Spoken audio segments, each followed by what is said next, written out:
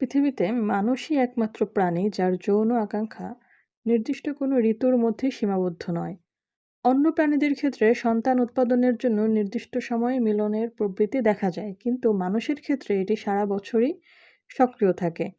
এই সহজাত বৈশিষ্ট্যের কারণেই মানুষের মধ্যে পরিবার গঠনের প্রবণতা দেখা যায়। তবে শুধুমাত্র যৌন আকাঙ্ক্ষার জন্য নয়, বরং জীববৈজ্ঞানিক ও সামাজিক প্রয়োজন থেকেই পরিবার ও বিবাহ প্রথার উৎপত্তি ঘটেছে। মানুষের শিশুদের লালন-পালন ও স্বাবলম্বী করে তুলতে দীর্ঘ সময়ের প্রয়োজন হয়।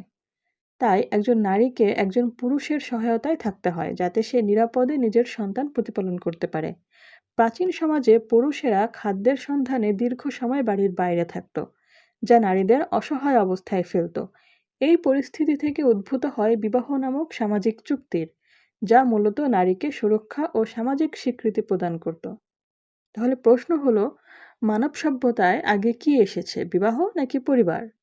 পরিবার কি বিবাহের ফল, নাকি বিবাহ পরিবার গঠনের জন্য তৈরি করা হয়েছিল? প্রথমেই পরিবার ও বিবাহ কিভাবে সংঘটিত হয় সেটা একটু সংক্ষেপে বলি। পরিবার সাধারণত রক্তের সম্পর্ক, বিবাহ বা দত্তক গ্রহণের মাধ্যমে গঠিত একটি সামাজিক গোষ্ঠী, যেখানে সদস্যরা একে অপরের সাথে আবেগগত ও অর্থনৈতিক সম্পর্ক বজায় রাখে। ওদিকে বিবাহ হলো সামাজিক বা আইনগতভাবে স্বীকৃত একটি সম্পর্ক, যা সাধারণত যৌনতা, সম্পত্তি ভাগাভাগি ও পারস্পরিক দায়িত্বের মাধ্যমে গঠিত হয়।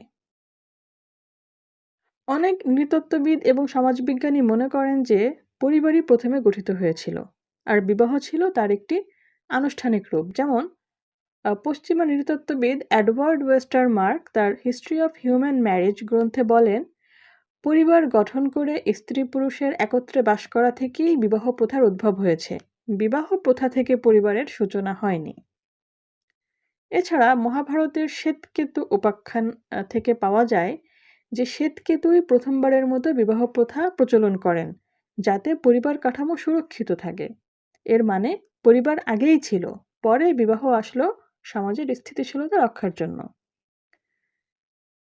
প্রাইমেট বিশেষজ্ঞরা গরিলা এবং বনমানুষের উপর পরীক্ষা করে দেখিয়েছেন যে গরিলা, বনমানুষ প্রভৃতি প্রাণীদের মধ্যেও দীর্ঘস্থায়ী দাম্পত্য সম্পর্ক দেখা যায়, যা পরিবার গঠনের পূর্বসূত্র। তারা বিবাহ চুক্তি করে না, কিন্তু পরিবার গঠন করে। এটি প্রমাণ করে যে বিবাহের আগেই পরিবার একটি স্বাভাবিক প্রবণতা হিসেবে গড়ে ওঠে।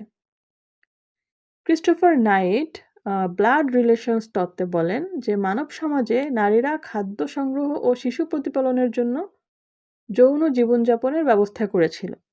পরে সমাজে ভারসাম্য রক্ষার জন্য বিবাহ ব্যবস্থা প্রবর্তিত হয়। অন্যদিকে কিছু গবেষক দাবি করেন যে বিবাহের মাধ্যমেই পরিবার গঠিত হয়, অর্থাৎ বিবাহ সামাজিকভাবে অনুমোদিত সম্পর্ক যা পরে পরিবারে রূপ নেয়। এই মতের পক্ষে লুইস হেনরি মর্গান আছেন এবং বাফোখেন আছেন। তো লুইস হেনরি মর্গান মনে করেন যে আদিম সমাজে গ্রুপ ম্যারেজ বা গোষ্ঠী বিবাহ প্রচলিত ছিল। এর মানে একটি নির্দিষ্ট গোষ্ঠীর মধ্যে একাধিক পুরুষ ও নারী একে অপরের সঙ্গে সম্পর্ক স্থাপন করত। পরে এই গোষ্ঠীগুলোর মধ্য থেকে পৃথক দম্পতিরা আলাদা হতে শুরু করে এবং পরিবার গঠিত হয়, অর্থাৎ বিবাহের একটি সামাজিক সংস্করণ আগেই ছিল। বাফোখেন বলেন, আদিতে সমাজ ছিল মাতৃতান্ত্রিক, যেখানে নারী ছিল পরিবারের কেন্দ্রবিন্দু। এরপর বিবাহ ব্যবস্থা চালু হলে পুরুষদের ভূমিকা বৃদ্ধি পায় এবং পরিবার পিতৃতান্ত্রিক হতে শুরু করে। এটি দেখায় যে বিবাহ সামাজিক কাঠামো নিয়ন্ত্রণ প্রতিষ্ঠার জন্য এসেছে এবং এরপর পরিবার নতুনভাবে সংজ্ঞায়িত হয়েছে।